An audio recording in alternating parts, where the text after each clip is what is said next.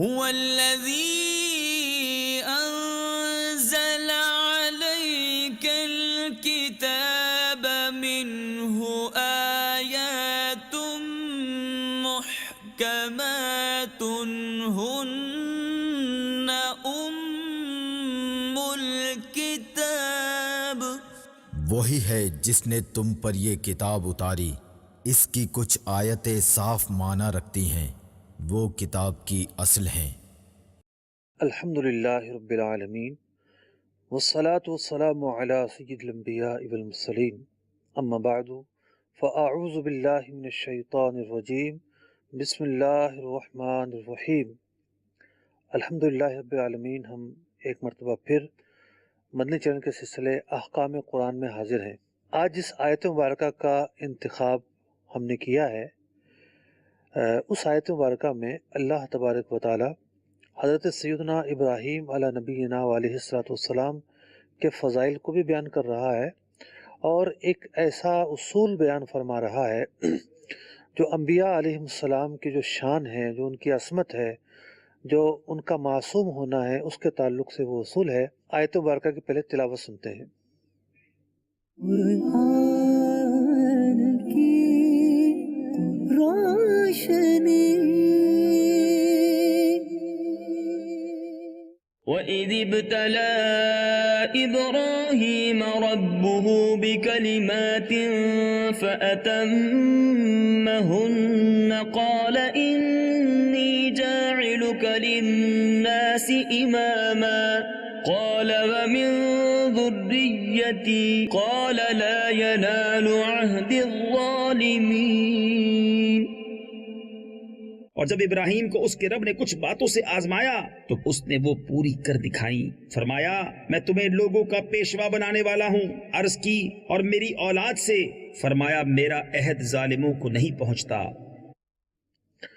سورہ بقرہ کی آیت نمبر 124 آپ نے سماعت کی۔ اس آیت کے تحت کن اہم امور پر گفتگو کی جائے گی، آئیے پہلے ان کی لسٹ ملاحظہ کرتے ہیں۔ قرآن کی روشنی۔ آیت مبارکہ کے ضمن میں زیر بحث لائے جانے والے عنوانات: حضرت سیدنا ابراہیم علیہ نبینا علیہ السلام کا مقام و مرتبہ کیا ہے؟ حضرت ابراہیم علیہ السلام کن چیزوں سے آزمائے گئے؟ ہر نبی اور رسول معصوم ہوتا ہے، نبوت کسی گناہگار کو نہیں مل سکتی۔ ریاست کی امامت کے لیے معصوم ہونا شرط نہیں، البتہ خلافت شرعیہ کی امامت کے لیے کڑی شرائط ہیں۔ اس آیت مبارکہ میں حضرت سیدنا ابراہیم علیہ نبینا علیہ السلام کے آزمائش اور ان کی جو ابتلا ہے اس کے تعلق سے گفتگو ہو رہی ہے، اور اجمالی طور پر بتایا گیا ہے کہ حضرت ابراہیم علیہ نبینا علیہ السلام کو اللہ تبارک و تعالیٰ نے آزمائش پر پیش کیا اور وہ اس میں کامیاب ہوئے۔ دوسرے حصے میں بیان کیا جا رہا ہے کہ جب اللہ تبارک و تعالیٰ نے حضرت سیدنا ابراہیم علیہ نبینا علیہ السلام کو منصب امامت عطا کرنا چاہا تو پھر ان کے دل میں اس بات کی خواہش پیدا ہوئی کہ میری اولاد میں سے بھی کسی کو ایسے منصب پر فائز کیا جائے۔ تو پھر اللہ تبارک و تعالیٰ کا یہ فرمان یہاں موجود ہے، قال لا ینال عہد الظالمین، کہ ہمارا جو عہد ہے، ہماری طرف سے جو منصب ہے وہ ظالم کو نہیں ملتا۔ ظالم کا اطلاق کافر پر بھی ہوتا ہے اور فاسق پر بھی ہوتا ہے۔ یہاں کس عہد کی بات ہو رہی ہے اور جس امامت کا یہاں تذکرہ ہوا ہے وہ اس امامت سے مراد کون سی امامت ہے، اس پر آگے چل کر گفتگو کریں گے۔ سب سے پہلے نقطے کی طرف چلتے ہیں کہ اللہ تبارک و تعالیٰ نے حضرت سیدنا ابراہیم علیہ نبینا علیہ السلام کو مختلف چیزوں کے حوالے سے آزمایا۔ کن چیزوں سے آزمایا وہ بھی میں بیان کروں گا اللہ نے چاہا تو۔ اس سے پہلے سماعت کرتے ہیں، ملاحظہ کرتے ہیں کہ اللہ تبارک و تعالیٰ نے حضرت سیدنا ابراہیم علیہ نبینا علیہ السلام کو کیا مقام اور مرتبہ عطا فرمایا تھا۔ علماء نے لکھا کہ انبیاء علیہ السلام کے مختلف مراتب ہیں، مختلف درجات ہیں۔ سب سے افضل جو درجہ ہے وہ ہمارے پیارے آقا حضرت محمد مصطفیٰ صلی اللہ تعالیٰ علیہ وسلم کا مقام اور مرتبہ ہے، اور حضور اکرم علیہ السلام کے بعد اگر کسی نبی علیہ السلام کا مرتبہ ہے تو وہ حضرت سیدنا ابراہیم خلیل اللہ علی نبینا علیہ السلام ہیں۔ ان کے بعد حضرت موسیٰ علیہ السلام، ان کے بعد حضرت عیسیٰ علیہ السلام، اور اس کے بعد حضرت نوح علیہ السلام کا مرتبہ ہے۔ ان حضرات کو مرسلین اولو العزم کہتے ہیں، یعنی یہ جو 5 انبیاء ہیں انہیں اولو العزم کہا جاتا ہے، اور ان کا مرتبہ تمام انبیاء سے افضل اور اعلیٰ ہے۔ حضرت سیدنا ابراہیم علی نبینا علیہ السلام کا جو نام ہے یہ عربی زبان میں نہیں ہے،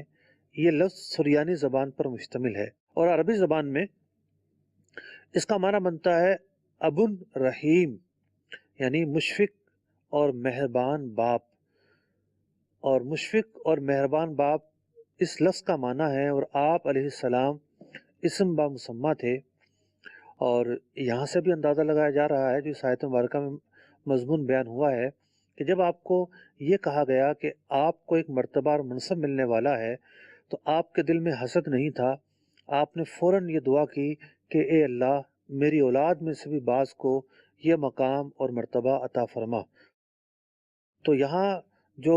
اولاد کے تعلق سے شفقت اور مہربانی ہے اس آیت مبارکہ سے بھی اس کا نظارہ کیا جا سکتا ہے۔ اور دوسری بات یہ ہے کہ علماء نے لکھا کہ جو مسلمانوں کے بچے بچپن میں انتقال کر جائیں تو قیامت تک حضرت سیدنا ابراہیم علی نبینا علیہ السلام اور آپ کی زوجہ حضرت سارہ رضی اللہ تعالیٰ عنہا ان بچوں کی کفالت کرتی ہیں۔ تو یوں جو ہے وہ آپ اسم با مسمہ ہیں، آپ کا جو نام ہے ابراہیم، اس کا معنی ہے ابن رحیم، یعنی مشفق اور مہربان باپ، اور آپ کو اللہ تبارک و تعالیٰ نے جو مقام و مرتبہ دیا ہے اس میں یہ بات بھی شامل ہے کہ آپ مسلمان بچوں کی عالم برزخ میں کفالت فرماتے ہیں۔ ایک حدیث پاک ہے کہ نبی اکرم علیہ السلام نے دیکھا کہ حضرت ابراہیم علیہ نبینا علیہ السلام کے گرد بچے ہیں اور آپ ان کی کفالت فرما رہے ہیں۔ آپ علیہ السلام کے والد کا جو نام ہے وہ تھا تارخ، تے الف رے خے، یہ آپ کے والد کا نام تھا۔ آپ کے چچا کا نام تھا آزر۔ تو عربی زبان میں چچا کے لیے ابن کا لفظ بھی استعمال ہوتا ہے۔ ہمارے یہاں بھی ایسا ہوتا ہے کہ جیسا کہتے ہیں تایا ابو کہہ دیا کرتے ہیں، تو عربی زبان میں چچا کے لیے باپ کا لفظ بھی استعمال ہوتا ہے۔ تو بعض لوگوں کو یہ شبہ لگا کہ معاذ اللہ آزر جو مشرک تھا وہ آپ کے والد تھے، ایسا ممکن نہیں ہے، کیونکہ کوئی بھی نبی جو ہے مشرک کے نطفے سے جنم نہیں لے سکتا، کسی مشرکہ ماں کے کوکھ سے جنم نہیں لے سکتا۔ انبیاء علیہ السلام وہ ہستیاں ہیں کہ اللہ تبارک و تعالیٰ انہیں پاک رحموں سے پاک رحموں کی طرف منتقل فرماتا ہے۔ آپ علیہ السلام کے 4 بیٹے تھے، حضرت اسماعیل و اسحاق، اور ایک بیٹے کا نام تھا مدائن اور ایک کا نام تھا مدین۔ حضرت سیدنا ابراہیم علیہ نبینا علیہ السلام جو ہیں اللہ تبارک و تعالیٰ نے آپ کو یہ مقام اور مرتبہ عطا فرمایا کہ آپ کی اولاد سے ہزارہا انبیاء پیدا ہوئے۔ آپ جو ہے وہ ابو الانبیاء ہیں۔ آپ علیہ السلام کو اللہ تبارک و تعالیٰ نے بہت ساری خصوصیات سے نوازا۔ ایک بہت بڑی خصوصیت آپ کو یہ عطا فرمائی کہ آپ کے بعد آنے والے جتنے بھی ادیان تھے سب کے اندر آپ کی قدر و قیمت اور آپ کا جو مرتبہ تھا وہ باقی رہا۔ ہر دین آپ کی عزت کیا کرتا تھا، وہ یہود ہوں یا نصارہ ہوں، حتیٰ کہ جو مشرکین مکہ تھے، یعنی جو کسی دین سماوی کے پیروکار نہیں تھے، وہ بھی حضرت ابراہیم علیہ نبینا علیہ السلام کی تعظیم کیا کرتے تھے اور اپنے آپ کو ملت ابراہیمی کا پیروکار کہا کرتے تھے۔ یہی وجہ ہے کہ اللہ تبارک و تعالیٰ نے بہت زیادہ کثرت کے ساتھ حضرت ابراہیم علیہ نبینا علیہ السلام کے تذکرے کو بیان فرمایا، ان کی ملت کو دین حنیف قرار دیا، ان کی اتباع کرنے کا حکم دیا، ان کے تعلیمات سے جو مشرکین مکہ تھے یا مشرکین عرب تھے ان کا رد فرمایا، اور جا بجا ہمیں قرآن مجید فرقان حمید میں حضرت سیدنا ابراہیم خلیل اللہ علی نبینا علیہ السلام کے کا تذکرہ جو ہے وہ سننے کو ملتا ہے۔ آپ کی یاد سے ہی قربانی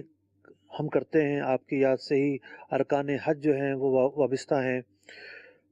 طوفان نوح کے بعد آپ ہی نے سب سے پہلے خانہ کعبہ کی تعمیر فرمائی۔ جس پتھر پر کھڑے ہو کر آپ نے خانہ کعبہ کی تعمیر فرمائی،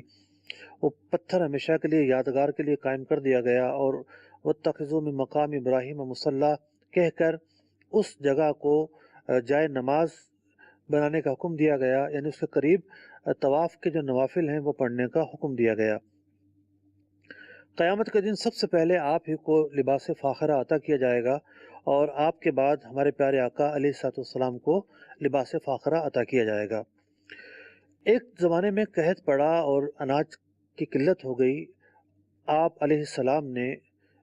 بوریوں کے اندر مٹی بھرنے کا حکم دیا۔ جب وہ مٹی بھری ہوئی بوریاں لائی گئیں تو جب وہ کھولی گئیں تو ان میں سے اناج موجود تھا۔ یہ آپ کا ایک معجزہ تھا۔ ایک مرتبہ آپ پر کفار نے شیر چھوڑ دیے، لیکن وہ شیر بجائے آپ پر حملہ کرنے کے آپ کے جو ہے وہ قدم چومتے ہوئے نظر آئے۔ حضرت سیدنا ابراہیم علیہ نبینا علیہ السلام کو اللہ تبارک و تعالیٰ نے جہاں خصوصیات، کمالات اور اکرامات سے نوازا تھا، وہیں کچھ چیزیں ایسی ہیں کہ سب سے پہلے حضرت ابراہیم خلیل اللہ علیہ نبینا علیہ السلام سے وہ کام ہوئے، یعنی بہت سارے کاموں میں آپ اول کہلائے۔ ایک طویل فہرست علماء نے ان کاموں کی دی ہے،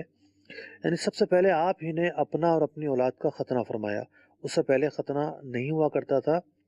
اور بعض علماء نے لکھا کہ جو انبیاء پیدا ہوتے تھے وہ مطلب ختنہ شدہ پیدا ہوتے تھے، جس طرح نبی اکرم علیہ السلام ختنہ شدہ پیدا ہوئے۔ سب سے پہلے آپ ہی کے بال سفید ہوئے، سب سے پہلے آپ ہی نے ناخن، مونچھیں کٹوائیں اور منہ زیر ناف وغیرہ بال صاف کیے، یعنی اس کو رواج دیا، اور آپ کے دین کے اندر یہ باتیں فرض تھیں۔ سب سے پہلے آپ نے سیاہ پاجامہ پہنا، سب سے پہلے آپ ہی نے بالوں میں خضاب لگایا، سب سے پہلے آپ ہی نے ممبر مسجد میں بچھایا اور اس پہ خطبہ دیا، سب سے پہلے آپ ہی نے اپنے ہاتھوں میں عصا لیا، سب سے پہلے آپ ہی نے راہ خدا میں جہاد کیا۔ آپ کے بھتیجے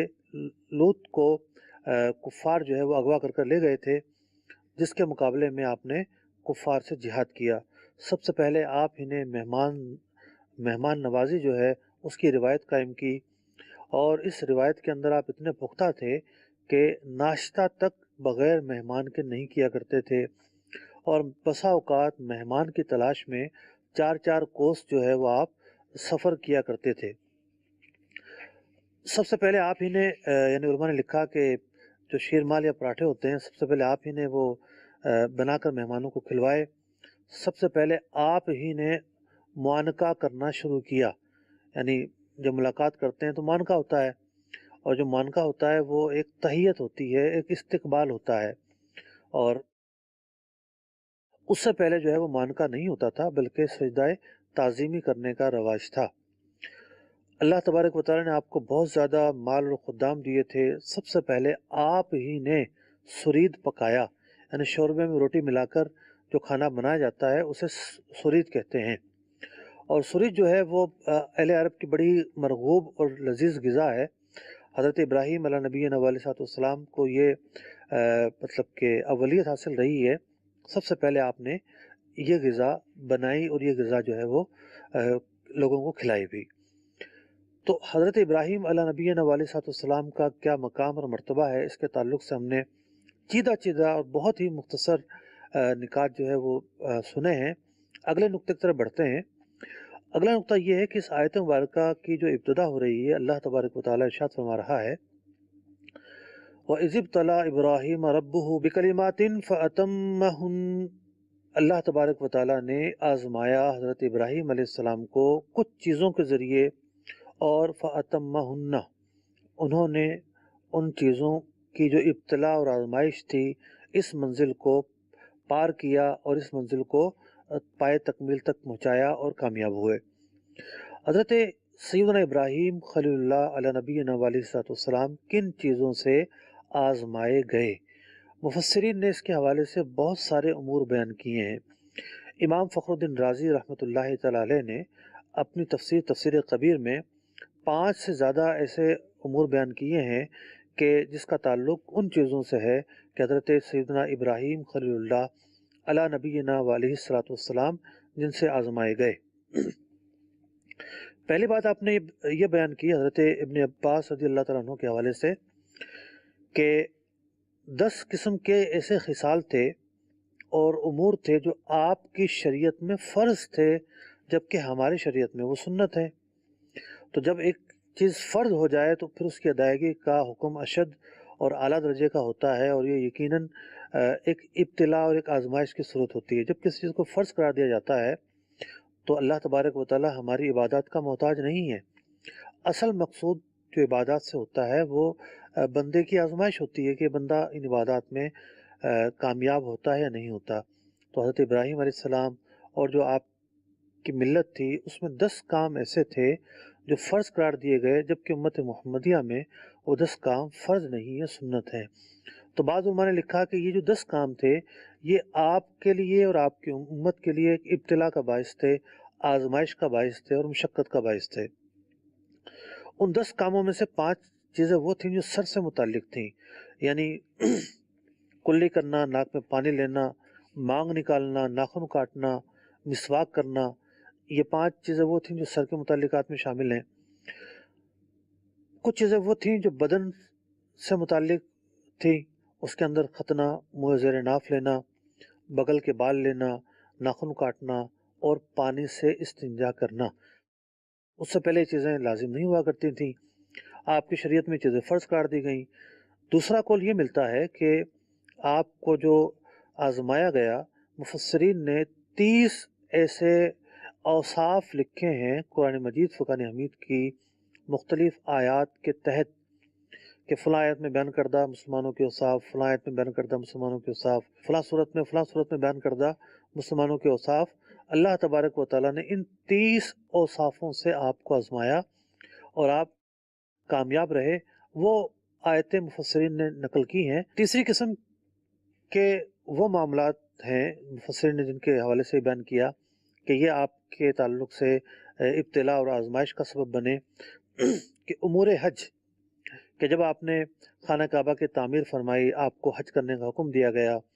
تو احرام کی پابندی، طواف کرنا، سعی کرنا، رمی کرنا، یہ وہ امور تھے جو مشقت اور دقت کا باعث تھے، لیکن آپ نے احکام الہیہ کی بجاوری کرتے ہوئے ان امور کو آسان طریقے سے انجام دیا۔ چوتھے قسم کے امور کے متعلق امام فخر الدین رازی رحمۃ اللہ تعالی علیہ حضرت ابن عباس رضی اللہ تعالیٰ عنہ کا یہ قول نقل فرماتے ہیں کہ آپ علیہ السلام کو بطور خاص 9 باتوں سے آزمایا گیا، شمس سے یعنی سورج سے، چاند سے اور ستاروں سے۔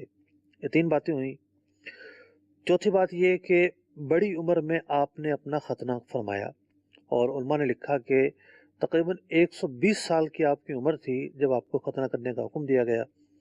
اور اس کے بھی مزید 80 سال آپ ظاہری طور پر زندہ رہے، حیات رہے۔ تو اللہ تبارک و تعالیٰ کا آپ کے لیے حکم تھا، آپ نے اس پر عمل کیا۔ چوتھی آزمائش آپ کی یہ ہوئی کہ آپ کو نمرود کی آگ سے گزارا گیا، یعنی آگ پر پیش ہونا اور آگ میں کودنا اور آگ میں بیٹھنا، یہ ایک بہت بڑی آزمائش تھی اور دل گردے کا کام تھا، لیکن آپ علیہ السلام اس آزمائش پہ پورا اترے اور اللہ تبارک و تعالیٰ نے آپ پر اس آگ کو گل و گلزار فرما دیا۔ چھٹی آزمائش آپ پر یہ آئی کہ آپ کو آپ کے نوجوان بیٹے کو اللہ کی راہ میں قربان کرنے اور ان کے گلے پر چھری چلانے کا حکم دیا گیا، اور 7ویں آزمائش آپ پر یہ آئی کہ آپ کو ہجرت کرنے کا حکم دیا گیا، اور آپ نے جو ہے وہ اپنے اہل خانہ کو ایک جنگل بیابان میں چھوڑ دیا، اور جنگل بیابان میں چھوڑ کر آپ تشریف لے گئے۔ 5ویں قسم کی جو آزمائش علماء نے بیان کی وہ یہ کہ آپ کو مسلسل توحید باری تعالیٰ کے پیغام کے سلسلے میں مناظروں کا سامنا رہا، اپنی قوم سے مناظرے کرتے رہے، نمرود سے مناظرے کرتے رہے، اپنے خاندان کے بعض لوگوں سے مناظرے کرتے رہے، انہیں قائل کرتے رہے۔ تو ایک بڑی ہی مشقت کی اور بڑی ہی یعنی سخت آزمائش کی آپ نے زندگی گزاری، اور یہی وجہ ہے کہ آپ علیہ السلام کی اس آزمائش کے تذکرے کو اللہ تبارک و تعالیٰ نے قرآن مجید فرقان حمید کی اس آیت مبارکہ میں بیان کیا ہے۔ اللہ تبارک و تعالیٰ ارشاد فرماتا ہے وَإِذِ ابْتَلَىٰ إِبْرَاهِيمَ رَبُّهُ، کہ جب حضرت ابراہیم علیہ السلام کو اللہ تبارک و تعالیٰ نے آزمائش پر اور ابتلا پر پیش کیا بکلماتن، کچھ امور کے ذریعے، فَأَتَمَّهُنَّ، تو انہوں نے امتحان میں کامیابی کے ساتھ ان امور کو انجام دیا۔ یہ تو ایک وصف بیان ہوا کہ اللہ تبارک و تعالیٰ جو ہے اپنے نبی حضرت ابراہیم خلیل اللہ علیہ نبینا علیہ الصلوۃ والسلام کے متعلق ایک ابتدائیہ بیان فرما رہا ہے کہ حضرت ابراہیم علیہ السلام کی شان یہ تھی کہ انہیں آزمائش سے گزارا گیا۔ اب اگلی بات بیان ہوتی ہے قال انی جاعلک للناس اماما، فرمایا گیا اللہ تبارک و تعالیٰ ارشاد فرماتا ہے کہ اللہ تبارک و تعالیٰ نے حضرت ابراہیم خلیل اللہ علیہ نبینا علیہ الصلوۃ والسلام سے کہا کہ اب میں تمہیں منصب امامت دینے والا ہوں۔ اب یہاں منصب امامت سے کیا مراد ہے؟ آیا کہ نبوت مراد ہے یا پھر کوئی اور منصب مراد ہے؟ علماء کے اس میں دونوں طرح کے اقوال ہیں، اور یہ اقوال ہیں کہ آپ کا جو ابتلا تھا، بعض چیزیں وہ تھیں کہ جو نبوت دیے جانے سے پہلے آپ کو آزمایا جاتا رہا، اور بعض چیزیں وہ تھیں کہ نبوت کے بعد بھی آپ کی آزمائش جاری رہی۔ یا تو یہاں واقعتاً نبوت ہی مراد ہو سکتی ہے کہ آپ امامت سے مراد ہے منصب نبوت۔ دوسری چیز علماء نے یہ بیان کی کہ یہاں نبوت مراد نہیں ہے، بلکہ انبیاء کے اندر بھی جو ایک خاص مقام آپ کو حاصل تھا کہ آپ جو ہے وہ آپ کی ملت کی تعظیم کی جاتی رہی، آپ کے دین کی تعظیم کی جاتی رہی، آپ کی تعلیمات کی ہر دور میں تعظیم کی جاتی رہی، اور آپ کو جو ہے وہ آپ چونکہ ابو الانبیاء تھے، اور ہر آنے والا جو نبی ہے وہ آپ کے فضائل بیان کرتا رہا، آپ کے کمالات بیان کرتا رہا، آپ کے دین حنیف کو بیان کے فضائل بیان کرتا رہا، اور نبی اکرم علیہ السلام کے بعد آپ کو سب سے اعلیٰ اور عرفہ مرتبہ حاصل ہے، اور اللہ تبارک و تعالیٰ نے وہ منصب آپ کو عطا فرمایا جو کہ نبوت سے اضافی ایک الگ سے منصب تھا کہ ہر نبی جو ہے وہ جیسا کہ شروع میں بیان ہوا کہ انبیاء علیہ السلام کے مختلف مراتب ہوتے ہیں، اور آپ کو دیگر انبیاء کے مقابلے میں مطلب کہ ایک ممتاز درجہ دیا گیا، اور اولو العزم انبیاء میں آپ کا شمار کیا جاتا ہے۔ تو جب آپ سے یہ کہا گیا، اللہ تبارک و تعالیٰ نے جب آپ کو یہ خبر سنائی کہ ہم آپ کو اس منصب پر فائز کرنے والے ہیں، تو حضرت سیدنا ابراہیم خلیل اللہ علیہ نبینا علیہ السلام عرض کرتے ہیں وَمِن ذُرِّيَّتِي، اور اے مولا کریم کیا میری اولاد میں سے بھی یہ منصب کسی اور کو عطا ہوگا؟ تو اللہ تبارک و تعالیٰ ارشاد فرماتا ہے قَالَ لَا يَنَالُ عَهْدِ الظَّالِمِينَ، میرا جو عہد ہے، میری طرف سے جو منصب ہے، وہ ظالموں کو عطا نہیں ہوتا۔ یعنی اگر یہاں نبوت مراد ہے تب بھی معنی واضح ہے کہ جو نبی ہوتا ہے وہ معصوم ہوتا ہے، گناہ گار نہیں ہوتا۔ اس کی وجہ یہ ہے کہ جو نبی ہوتا ہے وہ اس اعتبار سے امام ہوتا ہے کہ ان کی پیروی کی جاتی ہے، ان کی پیروی کی جاتی ہے، ان کی پیروی کرنا واجب ہوتا ہے، اور اگر نبی گناہ کرے تو لوگ اس گناہ کے معاملے میں بھی پیروی کریں گے۔ تو اللہ تبارک و تعالیٰ نے اپنے تمام کے تمام انبیاء اور رسل کو گناہوں سے معصوم رکھا ہے،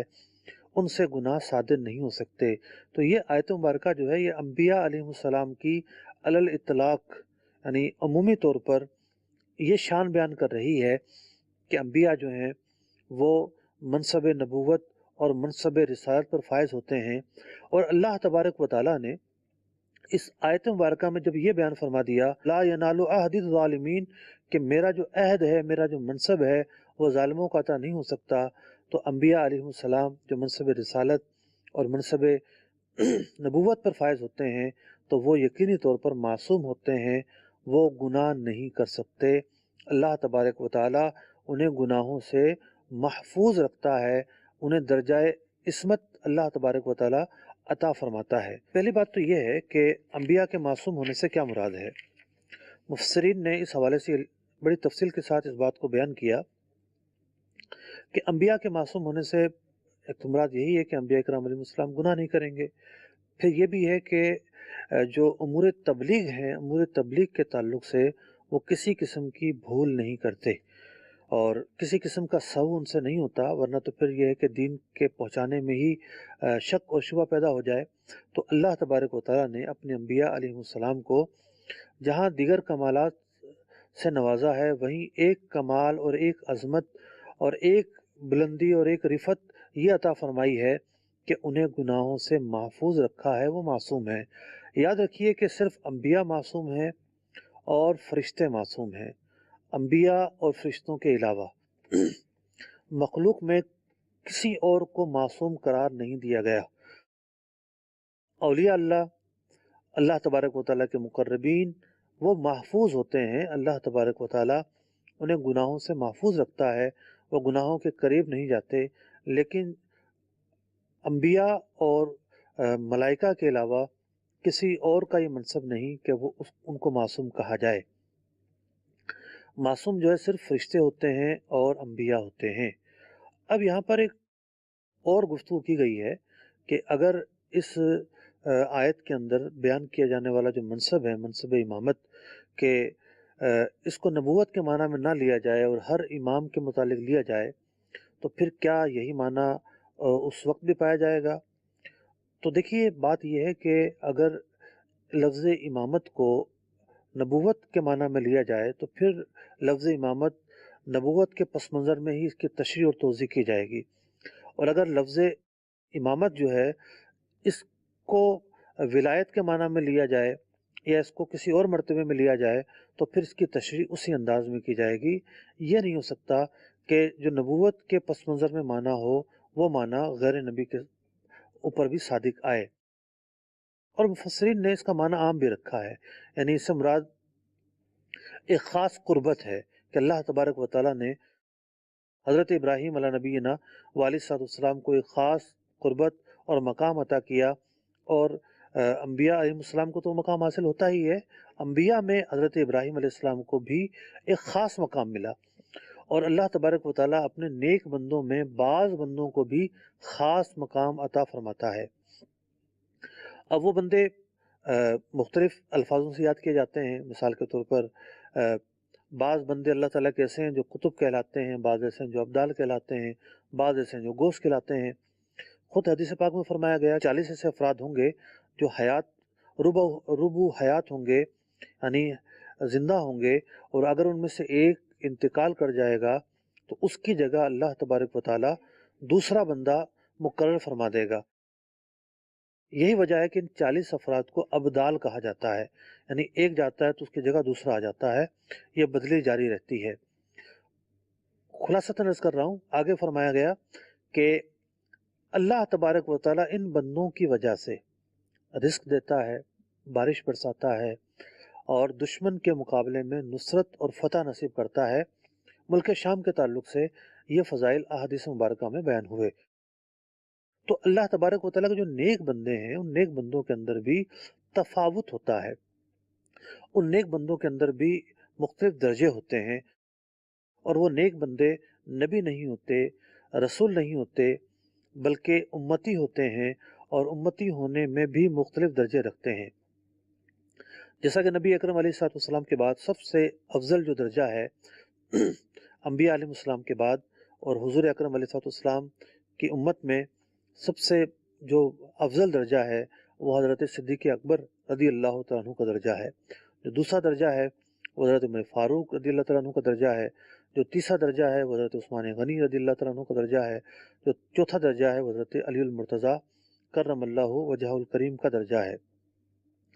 تو یہ چاروں جو ہیں یہ خلفائے راشدین کہلاتے ہیں، یہ بھی اپنے وقت کے امام تھے، اور جو امامت کبریٰ ہے ان کی شرائط پر یہ چاروں ہی پورا اترتے تھے۔ یہاں میں ایک مسئلہ عرض کرتا چلوں، ایک بڑا ہی مارکۃ الآراء مسئلہ ہے، لیکن اس مسئلے کا تعلق اس آیت کے ساتھ جوڑا جاتا ہے، اور اس آیت کو لے کر اس مسئلے کی خود ساختہ تشریح کی جاتی ہے۔ اس بنیاد پر اس مسئلے کی تھوڑی سی تفصیل میں آپ کے سامنے بیان کرتا ہوں۔ معاملہ اصل میں یہ ہے کہ ریاست جب قائم ہوتی ہے تو ریاست دو طرح کی ہوتی ہے۔ ایک وہ ریاست ہوتی ہے جو ریاست شرعیہ کہلاتی ہے، شرعی ریاست کہلاتی ہے، یا خلافت راشدہ کہلاتی ہے، یا شرعی خلافت کہلاتی ہے۔ تو جو شرعی خلافت ہے اس کے لیے ضروری ہے کہ جو حاکم ہیں وہ کچھ شرائط پر پورا اترتا ہو، یعنی عاقل بالغ ہو، فاسق نہ ہو، اور ایک بڑی ممتاز شرط یہ ہے کہ وہ جو حاکم ہے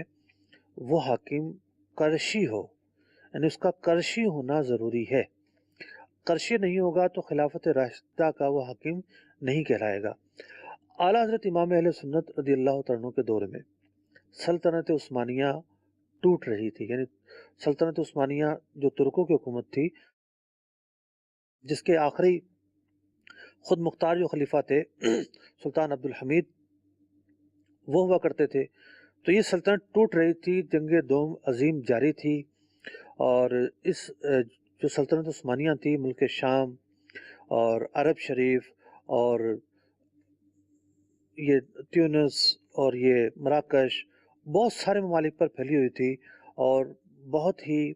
یعنی ایسی مضبوط یہ ریاست تھی کہ جس کی جتنی تعریف کی جائے اتنا کم ہے۔ اس ریاست میں بہت سارے عمدہ کام ہوئے، اور علماء، فقہا اور مفسرین، محدثین سبھی کو اس اپنے کام کرنے میں سہولت حاصل ہوتی تھی، اور ریاست کی پوری معاونت ہوا کرتی تھی، اور ایک سے بڑھ کر ایک جو ہے وہ خدا ترس اور نیک حاکم جو ہے ان ریاستوں میں گزرا۔ جب یہ ریاست ٹوٹ رہی تھی تو ہندوستان کے اندر ایک فتویٰ آتا ہے،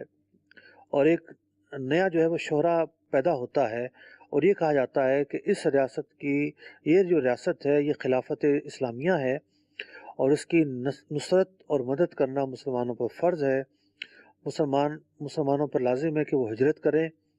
اور اس ریاست کی مدد کو اور اس ریاست کی معاونت کو پہنچیں۔ تو اب ٹھیک ہے، ایک اسلامی ریاست کی مدد کی اپنی اہمیت ہے، لیکن جو فرائض ہیں اس کا اپنا ایک دائرہ ہوتا ہے، اور جو امور ہیں، جو احکامات ہیں، وہ احکامات اپنے درجے میں رہ کر ہی بیان کیے جاتے ہیں۔ یہ نہیں ہو سکتا کہ کوئی ایک حکم کو اس کے درجے سے کم کر کے بیان کیا جائے، یا اس حکم کو اس کے درجے سے بڑھا کر بیان کیا جائے۔ تو چونکہ خلافت کے لیے کرشی ہونا ضروری ہے، اور جو سلاطین ترک تھے یہ کرشی نہیں تھے، تو اعلیٰ حضرت امام اہل سنت رضی اللہ تعالیٰ عنہ نے پورا ایک رسالہ لکھا دوام العیش کے نام سے، کہ امام کا کرشی ہونا ضروری ہے۔ اور جو سلطنت عثمانیہ کی ریاست تھی، امام اہل سنت نے یہ لکھا کہ یہ خلافت نہیں ہے، کیونکہ اس کے جو حکام ہیں وہ کرشی نہیں ہے، جو کہ خلافت اسلامیہ کے لیے ضروری ہے۔ تو اس لیے مسلمانوں کو یہ نہ کہا جائے کہ یہ ریاست خلافت اسلامیہ ہے اور مسلمان ہجرت کر جائیں، پورا ہندوستان خالی ہو جائے اور مسلمان وہاں جا کے آباد ہو جائیں۔ تو اس فتوے کے اندر غلو تھا، اعتدال نہیں تھا، کچھ چیزیں حقائق کے خلاف بیان کی گئی تھیں، تو امام اہل سنت رضی اللہ تعالیٰ عنہ نے اس کا رد فرمایا اور علمی طور پر اس کا ایک جواب دیا، اور جو حقیقت واقعہ تھی وہ حقیقت واقعہ آپ نے اپنے اس رسالے کے اندر تفصیل کے ساتھ بیان کر دی۔ غالباً 14ویں یا 15ویں جلد کے اندر یہ رسالہ موجود ہے، فتاوی رضی شریف کے اندر پڑھنے سے تعلق رکھتا ہے کہ امام اہل سنت رضی اللہ تعالیٰ عنہ کی جو نظر تھی وہ وقت کے جو سیاسی مسائل تھے اس پر کس قدر گہری نظر تھی، اور چونکہ وہ دین سے جڑے ہوئے مسائل تھے، تو اگر کوئی دین کا نام لے کر کوئی تحریک چلانا چاہتا تھا تو اس میں بھی آپ جو اعتدال ہے اس کا درس دیا کرتے تھے، اور حقائق کے خلاف جو بھی بات ہوتی اس کا کلمی رد فرمایا کرتے تھے۔ دوسری بات یہاں پر یہ ہے کہ بعض لوگوں نے ایک نظریہ یہ گھڑا کہ جی ریاست جب قائم ہوگی خلافت، تو خلافت کے قائم ہونے کے لیے ضروری ہے کہ خلافت پر متمکن جو حاکم ہے وہ علوی بھی ہو، اور اس اعتراض کو لے کر کچھ لوگوں نے یہ کہا کہ حضرت صدیق اکبر رضی اللہ تعالیٰ عنہ علوی نہیں تھے تو وہ کیسے حاکم بن سکتے ہیں، حضرت عمر فاروق علوی نہیں تھے تو کیسے حاکم بن سکتے ہیں، حضرت عثمان غنی رضی اللہ تعالیٰ عنہ علوی نہیں تھے تو کیسے حاکم بن سکتے ہیں۔ یہ جو شرط ہے یہ باطل ہے۔ اہل سنت کے نزدیک صرف کرشی ہونا خلافت اسلامیہ کے حاکم ہونے کے لیے مطلب کہ نسب کے اعتبار سے کافی ہے۔ اور اس آیت مبارکہ کو لے کر کچھ لوگوں نے یہ بھی کہا کہ حضرت صدیق اکبر رضی اللہ تعالیٰ عنہ نے حضرت فاطمہ الزہرا رضی اللہ تعالیٰ عنہ کہ باغ پر قبضہ کر لیا تھا اور ان کا باغ نہیں دیا تو آپ تو ظالم تھے، اور ظالم چونکہ منصب امامت پر نہیں آ سکتا، منصب خلافت پر نہیں آ سکتا، تو وہ کیسے جو ہے وہ حاکم بن سکتے ہیں؟ تو پہلی بات تو یہ ہے کہ یہ اعتراض بھی غلط ہے۔ حضرت صدیق اکبر رضی اللہ تعالیٰ عنہ نے کسی قسم کے باغ پر قبضہ نہیں کیا تھا۔ باغ فدق جو ہے وہ نبی اکرم علیہ الصلوۃ والسلام کی ملکیت میں تھا، اور نبی اکرم علیہ الصلوۃ والسلام کی واضح احادیث موجود ہیں کہ انبیاء کی میراث جاری نہیں ہوتی۔ حضرت صدیق اکبر رضی اللہ تعالیٰ عنہ جب حاکم بنے تو آپ رضی اللہ تعالیٰ عنہ نے ان احادیث مبارکہ کے تحت اس باغ کو جو باغ فدق کہلاتا ہے، اس باغ کو بیت المال کے سپرد کر دیا اور بیت المال کا وہ حصہ بن گیا۔ ایسا نہیں تھا کہ حضرت صدیق اکبر رضی اللہ تعالیٰ عنہ نے جو ہے